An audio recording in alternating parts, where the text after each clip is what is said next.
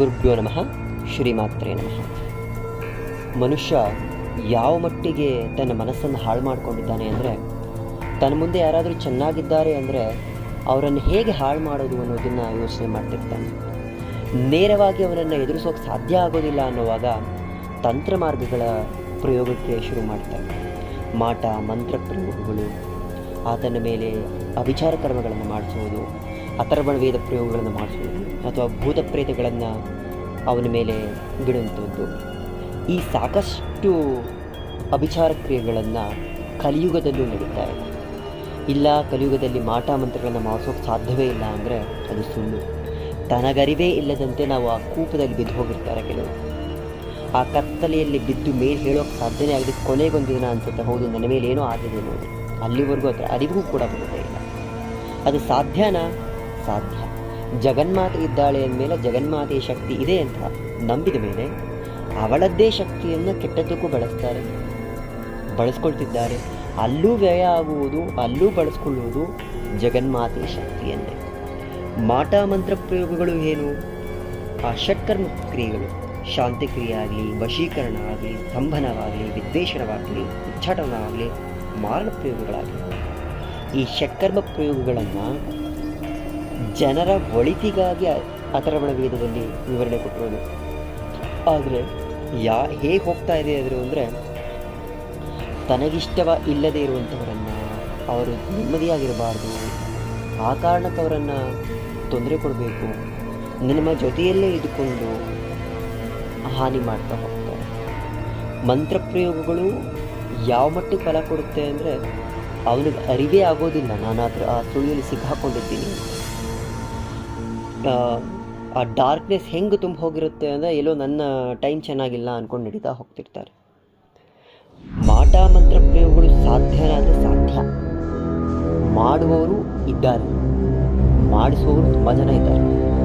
ಬೇರೆ ಯಾರೋ ಬೇಕಾಗಿಲ್ಲ, ನಿಮ್ಮ ಹತ್ತಿರದವರೇ ಅಥವಾ ನಮ್ಮ ಜೊತೆ ಇದ್ದವರೇ ಮಾಡಿಸಿರ್ತಾರೆ, ನಮ್ಗೆ ತಿಳಿಯೋದೇ ಇಲ್ಲ. ಜಗನ್ಮಾತೆ ಹೇಗೆ ಅಂದರೆ, ಎಲ್ಲರೂ ತನ್ನ ಮಕ್ಕಳು, ಒಳ್ಳೆಯವರಾಗಲಿ ಕೆಟ್ಟವರಾಗಲಿ ಎಲ್ಲರೂ ತನ್ನ ಮಕ್ಕಳೇ. ಕೆಲವೊಬ್ಬರಿಗೆ ಕೆಲವೊಂದು ರೀತಿಯಲ್ಲಿ ಅವಳದ್ದೇ ಶಕ್ತಿಯನ್ನು ಬಳಸ್ಕೊಳ್ಳೋದಕ್ಕೆ ಅಪ್ಪಣೆಯನ್ನು ಕೊಡ್ತಾನೆ, ಅಥವಾ ದ್ವೇಷವನ್ನಾಗಿ ಮಾಡ್ತಾನೆ. ಈ ರೀತಿ ಕೆಡುಕನ್ನು ಮಾಡುವುದನ್ನು ಶಾಸ್ತ್ರವೂ ವಿರೋಧಿಸುತ್ತೆ. ಅದನ್ನು ನಿಷಿದ್ಧ ಕ್ರಿಯೆಗಳು ಅಂತ ನಮ್ಮ ವೇದಗಳಲ್ಲಿ ಹೇಳಲಾಗಿದೆ.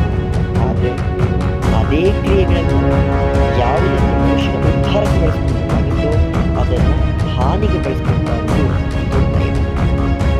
ಕೆಲವರಿಗೆ ರಾತ್ರಿ ಮಲಗಿರುವಾಗ ಯಾರೋ ನಿದ್ದೆ ಅಥವಾ ತನ್ನನ್ನು ಯಾರೋ ಅಬ್ಸರ್ವ್ ಮಾಡ್ತಾ ಇದ್ದಾರೆ, ಎಲ್ಲ ಕೆಲಸಗಳನ್ನು ಮುಂದೆ ವ್ಯಕ್ತಿ ಸಡನ್ನಾಗಿ ಬಿದ್ದು ಹೋಗ್ತಾನೆ. ಅವನು ಏನನ್ನೂ ಮಾಡೋಕ್ಕಾಗ ಶಕ್ತಿಯ ಸಾಮರ್ಥ್ಯ ಇಲ್ಲದ ಯೋಚನಾ ಥಿಂಕಿಂಗ್ ಕೆಪಾಸಿಟಿಯನ್ನು ಪಡ್ಕೊಂಡು ಹೋಗ್ತಿರ್ತಾನೆ. ಅವ್ರಿಗೆ ಏನಾಗ್ತಿದೆ ಅನ್ನೋದು ಕೂಡ ಅರಿವಾಗ್ತದೆ. ಕೆಲವರು ಆಕರ್ಷಣ ಕ್ರಿಯೆಯೋ ವಶೀಕರಣ ಕ್ರಿಯೆಯೋ ಏನು ಮಾಡಬೇಕು ಗೊತ್ತಿರೋದು, ಹೇಗೆ ನಿವಾರಿಸ್ಕೊಳ್ಬೇಕು ಗೊತ್ತಿರೋದು. ಯಾಕೆ ಹಂಗಾಗುತ್ತೆ? ಯಾವಾಗ ನಮ್ಮ ಬುದ್ಧಿಯನ್ನು ಹಿಡಿದುಕೊಂಡು ನಾವು ಏನನ್ನೂ ಯೋಚನೆ ಮಾಡೋ ಶಕ್ತಿಯೇ ಇರೋದು. ಅದೇ ಷಟ್ಕರ್ಮ. ಆ ಕ್ರಿಯೆಗಳಲ್ಲಿ ಸಾವಿರಾರು ಜನ ಇದ್ದಾರೆ, ಅಥವಾ ಸಾವಿರಾರು ಜನ ಅನ್ನೋದಕ್ಕಿಂತ ಲಕ್ಷಾಂತರ ಜನ ಇರ್ತಾರೆ.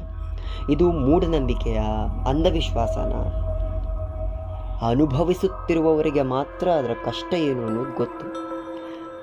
ಅನುಭವಕ್ಕೆ ಬರದ ವ್ಯಕ್ತಿಗಳು ಹೇಳಬಹುದು, ಇದು ಮೂಢನಂಬಿಕೆ, ಕಲಿಯುಗದಲ್ಲಿ ಸಾಧ್ಯನಾ, 21ನೇ ಶತಮಾನ ಸಾಧ್ಯನಾ, AI ಯುಗ ಇದೆ, ಇದರಲ್ಲಿ ಸಾಧ್ಯನಾ? ಸಾಧ್ಯ. ಮಂತ್ರಗಳು ಕೆಲಸ ಮಾಡುತ್ತೆ, ತಂತ್ರಗಳು ಕೆಲಸ ಮಾಡುತ್ತೆ. ಯಾಕಂದರೆ ಅದರ ಪ್ರಯೋಗವನ್ನು ಮಾಡುವಂತಹ ವ್ಯಕ್ತಿ ಆ ಶಕ್ತಿಯನ್ನು ಗಳಿಸ್ಕೊಂಡಿರ್ತಾನೆ. ಪರಮೇಶ್ವರಿ, ಆ ಜಗನ್ಮಾತೆ ಶ್ರೀಚಕ್ರ ಸ್ವರೂಪಿಣಿ, ಎಲ್ಲ ಮಂತ್ರಗಳಿಗೂ ಅವಳೇ ಮಂತ್ರಸ್ವರೂಪಿಣಿ, ಮಂತ್ರಗಳ ಮಹಾರಾಜ್ಞಿ. ಯಾವುದೇ ಒಂದು ಮಂತ್ರ ಹುಟ್ಟೋದಕ್ಕೂ ಅಥವಾ ಅವುಗಳ ಕೆಲಸ ಮಾಡೋದಕ್ಕೂ ಕಾರಣೀಭೂತಳು ಅವಳೇ. ಆ ಮಂತ್ರಗಳ ಚೇತನಾ ಸ್ವರೂಪ ಅವಳೇ ಆಗಿದ್ದು, ಮಂತ್ರಗಳನ್ನು ಕೆಲಸ ಮಾಡುವ ಹಾಗೆ ಮಾಡಿ ಒಂದು ಸಣ್ಣ ಹುಲ್ಲುಕಡ್ಡಿಯನ್ನು ಕೂಡ ಎಸೆದು ಬ್ರಹ್ಮಾಸ್ತ್ರವಾಗಿ ಕೆಲಸ ಮಾಡೋ ಶಕ್ತಿ ಆ ಜಗನ್ಮಾತೆಗಿದೆ. ಯಾಕಂದರೆ ಶ್ರೀಚಕ್ರದ ಉಪಾಸನೆಯ ಮೂಲಕನೇ ಷಟ್ಕರ್ಮ ಪ್ರಯೋಗವನ್ನು ಮಾಡಬಹುದು. ಶ್ರೀವಿದ್ಯೆಯಲ್ಲಿ ಮಂತ್ರಗಳನ್ನು ಬಳಸಿಕೊಂಡು ತನ್ನ ಉದ್ಧಾರವನ್ನು ಮಾಡಿಕೊಳ್ಳಬಹುದು ಅಥವಾ ತನ್ನ ಅಧೋಪತನಕ್ಕೂ ಹೋಗಬಹುದು. ಮಾಂತ್ರಿಕ ಪ್ರಯೋಗಗಳು ಅಥವಾ ಯಾವುದೇ ಪ್ರಯೋಗ ಏನಿದೆ ಅದು ಅಸಾಧ್ಯ ಅಂತ ಇಲ್ಲ, ಸಾಧ್ಯ. ಆ ಸಾಧ್ಯವನ್ನು ಮಾಡಿಕೊಳ್ಳೋದಕ್ಕೆ ಆ ಸರಿಯಾದ ಗುರುವಿನ ಮಾರ್ಗದರ್ಶನ ಅಥವಾ ಆ ವಿಧಾನ ನಿನಗೆ ಗೊತ್ತಿರಬೇಕಷ್ಟೆ. ಮಾಂತ್ರಿಕರು ಅಂದ ತಕ್ಷಣ ಅವರೆಲ್ಲ ಕೆಟ್ಟದ್ದನ್ನೇ ಮಾಡ್ತಾರಲ್ಲ, ತುಂಬ ಒಳ್ಳೆಯ ಕೆಲಸ ಮಾಡುವ ಮಾಂತ್ರಿಕರನ್ನು ನಾವು ನೋಡಿದ್ದೇವೆ. ಅಥವಾ ತನಗಿರುವ ಶಕ್ತಿಯನ್ನು ಬಳಸಿಕೊಂಡು ಸಾವಿರಾರು ಜನರ ಕಷ್ಟಗಳನ್ನು ಪರಿಹಾರ ಮಾಡಿರುವಂತಹ ಅನೇಕ ಜನ ಇದ್ದಾರೆ. ಶ್ರೀಚಕ್ರದ ಉಪಾಸನೆಯ ಮೂಲಕನೇ ಷಟ್ಕರ್ಮ ಪ್ರಯೋಗಗಳನ್ನು ತೆಗೆದಿರೋರಿದ್ದಾರೆ. ಯಾಕಂದರೆ ಕೆಲವೊಂದು ಅವಿಚಾರ ಕ್ರಿಯೆಗಳನ್ನು, ಅಥರ್ವಣ ವೇದ ಪ್ರಯೋಗಗಳನ್ನು ಯಾರು ಮಾಡಿರ್ತಾರೆ ಅವ್ರು ಬಿಟ್ಟು ಬೇರೆ ಯಾರೂ ತೆಗೋಕ್ಕೆ ಸಾಧ್ಯನೇ ಇಲ್ಲ. Is a lock. ಯಾಕಂದರೆ ಅದರ ಒಳಗಡೆ ಎಂಟರ್ ಹೇಗೆ ಆಗೋಕ್ಕೆ ಸಾಧ್ಯನೋ ಆ ಮೂಲಕವೇ ಹೊರಗೆ ಬರೋಕ್ಕೆ ಸಾಧ್ಯ. ಅದರ ಕೀ ನಿನಗೆ ಗೊತ್ತಿಲ್ಲ ಅಂದರೆ ಅದರ ಅರ್ಥವೇ ಇಲ್ಲ. ಬೇರೆ ಯಾರ ಹತ್ರನೂ ಹೋಗೋದು, ಸುಮ್ಮನೆ ದುಡ್ಡು ಖರ್ಚು ಮಾಡೋದು, ಹಾಗಂತ ಮಾಡಿದವ್ರನ್ನ ಹುಡ್ಕೊಂಡು ಹೋಗೋಕ್ಕೂ ಸಾಧ್ಯ ಆಗೋದಿಲ್ಲ. ಮಾಡಿದವ್ರನ್ನ ಹುಡ್ಕೊಂಡು ಹೋಗೋಕ್ಕೆ ಸಾಧ್ಯ ಆಗೋದಿಲ್ಲ ಅನ್ನೋವಾಗ ಪರಿಹಾರ ಕ್ರಿಯೆಗಳನ್ನು ಮಾಡ್ಕೊಳ್ತಾ ಹೋಗ್ಬೇಕಾಗತ್ತೆ. ಜಗನ್ಮಾತೆಯನ್ನು ಯಾವಾಗಲೂ ಯಾಕೆ ನಂಬಬೇಕು ಅಂದರೆ ಅವಳೇ ಜ್ಞಾನ ಕ್ರಿಯಾಶಕ್ತಿ ಸ್ವರೂಪಿಣಿ. ಮಹಾಕಾಳಿ, ಮಹಾಲಕ್ಷ್ಮಿ, ಮಹಾಸರಸ್ವತಿ ಮೂರು ಅವಳೇ ಆಗಿರುವಾಗ ಆ ಜಗನ್ಮಾತೆ ಹೇಗೆ ತನ್ನ ಭಕ್ತರನ್ನು ಕಾಪಾಡ್ತಾಳೆ ಅಂದರೆ ಹಂಗೆ ಕಾಪಾಡ್ತಾ ಹೋಗ್ತಾಳೆ. ದೆವ್ವ, ಭೂತ, ಮೋಹಿನಿ ಈ ಥರ ಕಾಟಗಳಿಂದ ಸಾಕಷ್ಟು ಜನ ನರಳ್ತಾ ಇರ್ತಾರೆ.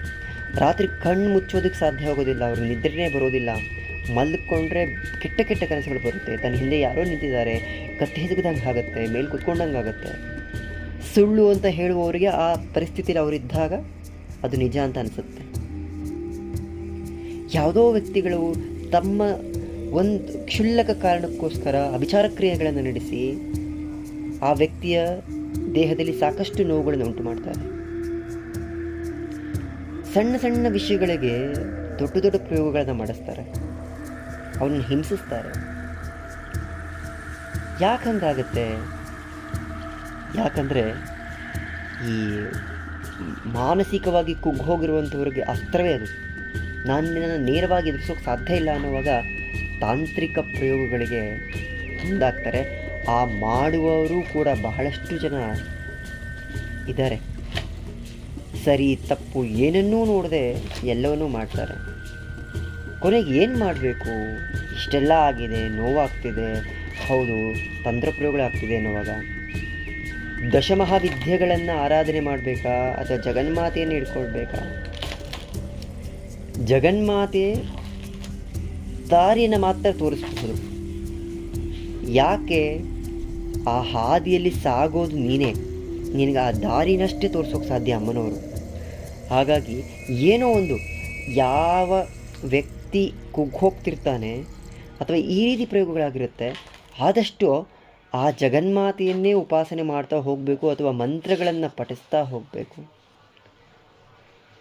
ಜಗನ್ಮಾತೆ ಈ ರೀತಿಯ ಯಾವಾಗ ಕೆಡುಕು ಮಾಡ್ತಿರ್ತಾಳೋ ಆ ತಾಯಿಯನ್ನೇ ನಾವು ನಂಬಿ ನಿಂತ್ಕೊಂಡಾಗ ಆಕೆ ತನ್ನ ಶಕ್ತಿಯನ್ನು ಹಿಂಪಡಿತಾಳೆ. ಪ್ರತಿಮಂತ್ರ ಭಕ್ಷಿಣಿಯಾಗಿ ನಿಂತ್ಕೊಳ್ತಾಳೆ. ಪ್ರತಿಮಂತ್ರ ಭಕ್ಷಿಣಿಯಾಗಿ ಯಾವಾಗ ನಿಂತ್ಕೊಳ್ತಾಳೋ ಅವಿಚಾರ ಕ್ರಿಯೆಗಳನ್ನು ಕೂಡ ಆಕೆ ನಾಶ ಮಾಡುವ ಸಾಮರ್ಥ್ಯ, ಆ ಸಾಮರ್ಥ್ಯ ಅವಳೊಬ್ಬಳಿಗೆ ಮಾತ್ರ ಇರೋದು. ಯಾಕಂದ್ರೆ ಅವಳನ್ನು ಬಿಟ್ಟು ಬೇರೆ ಯಾವ ಶಕ್ತಿಯೂ ಕೆಲಸ ಮಾಡೋದೇ ಇಲ್ಲ. ಯಾವ ಶಕ್ತಿ ಇದೋ ಆ ಚೇತನ ಶಕ್ತಿ ಅದೇ. ಬಹುಶಃ ಈ ವಿಡಿಯೋ ಕೇಳ್ತಾ ಇರೋರಿಗೆ ಅನ್ನಿಸ್ಬಹುದು, ಹೀಗೆ ಮಾಡೋಕ್ಕೆ ಸಾಧ್ಯನಾ? ಅಮ್ಮನವರು ತನ್ನ ಮಕ್ಕಳನ್ನು ತಾನೇ ಯಾಕೆ ನೋವು ಮಾಡ್ತಾರೆ? ಹೌದು, ಒಳ್ಳೆಯವರು ತನ್ನ ಮಕ್ಕಳೇ, ಕೆಟ್ಟವರು ತನ್ನ ಮಕ್ಕಳೇ. ಕೆಲವೊಮ್ಮೆ ದೇವತೆಗಳನ್ನು ಕೂಡ ವಿವಶವನ್ನಾಗಿ ಮಾಡಬಹುದು. ಅವ್ರಿಗಿಷ್ಟ ಇಲ್ಲದೇ ಇದ್ರೂ ಕೂಡ ಆ ಕೆಲಸ ಮಾಡ್ತಾರೆ ಅವರು. ಯಾಕಂದರೆ ಆ ಶಕ್ತಿಯನ್ನು ತನ್ನ ಹಿಡಿದುಕೊಂಡಿರ್ತಾರೆ. ಭಕ್ತಿ ಮಾರ್ಗ ಬೇರೆ, ಸಾಧನಾ ಮಾರ್ಗ ಬೇರೆ. ಸಾಧನಾ ಮಾರ್ಗದಲ್ಲಿ ನಾವು ಉಪಾಸಿಸುವ ದೇವತೆಯನ್ನು ನಮ್ಮ ಹಿಡಿತಕ್ಕೆ ತಗೊಳ್ಳೋದು ಸಾಧನೆ, ಅದಕ್ಕೆ ಅದು ಕಷ್ಟ. ಭಕ್ತಿ ಮಾರ್ಗದಲ್ಲಿ ಆ ದೈವಶಕ್ತಿಯೇ ನಿನ್ನ ಜೊತೆ ನಿಂತ್ಕೊಳ್ಳುತ್ತೆ, ನಿನ್ನ ರಕ್ಷಣೆಗೆ. ಅದೇ ಭಕ್ತಿ.